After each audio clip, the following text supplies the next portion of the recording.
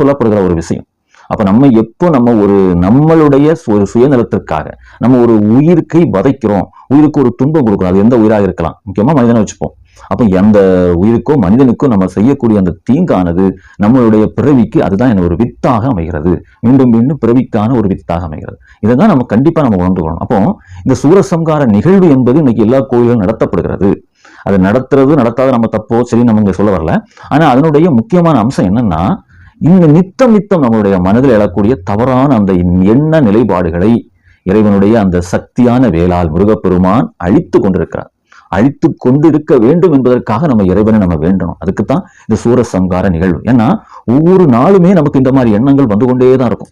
அதை என்ன சொல்றதுன்னா, ஒரு நிலைப்பாடுல நல்ல நல்ல சிந்தனைகள் வரும், ஒரு நிலைப்பாடுல நமக்கு என்ன பண்ணுவோம், கெட்ட இந்த மாதிரிப்பட்ட தப்பான அந்த எண்ணங்கள் வரும். அந்த எண்ணங்களை முருகப்பெருமானாக நாராயணர் அவதரித்து சக்தியாகிய வேளால் அதத்தை அழித்து கொண்டே இருக்கணும். இதுதான் அழித்து கொண்டு இருக்கும் போதுதான் நமக்கு என்ன பண்ணும், சுத்தமான எண்ணங்கள் நம் மனதிலே ஊற்றெடுக்க துவங்கும்.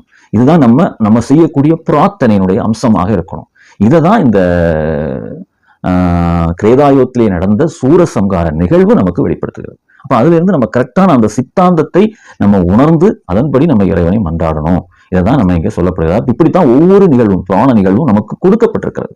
அதாவது சூரனுடைய அந்த செய்கைகள், அவனுடைய எண்ண நிலைப்பாடுகள் அத்தனையும் நமக்கு வந்து கொண்டிருக்கிறது. மாறி சில நேரம் நல்லதும் சில நேரம் கெட்டதுமாக மாறி வந்து கொண்டிருக்கிறது. இதை நம்ம அழிக்கணுங்கிறதுக்காக தான் அந்த பழைய வரலாறுகள் அனைத்தையும் அகிலத்திரட்டிலே சங்கிலி தொடர் போல நமக்கு தரப்பட்டுள்ளது என்பதை நம்ம உணர்ந்து இந்த சூரசம்கார நிகழ்வை எம்பெருமான் வைகுண்டருடைய திருநிழல் தாங்கையிலே நாம் ஐயாவை நினைத்து நம்முடைய மனத்தை செதுக்குவோம். மனதினுடைய அந்த தீய எண்ணங்களை வேளால் சங்கரித்து நம்மை ஒரு சான்றோனாக இந்த உலகத்திலே நிலைநிறுத்தி நாம் அடியவனுக்கு அடியவனாய், ஐயா சொல்வார் பார்த்தீங்களா, பணிந்திருந்து பணிவிடைகள் செய்வாயானால் உயர்ந்த குடியாவாய் உயிர் பிழைப்பாய் நீ மகனே என்பது போல எந்த ஒரு உயிருக்கும் நம்ம எந்த ஒரு தீங்கும் செய்யாமல் ஒரு உண்மையான ஒரு வீர சான்றோனாக நாம் வாழ்வதற்கு இந்த சூரசம்கார நாளில் நாம் உறுதியெடுப்போம். ஐயா உண்டு.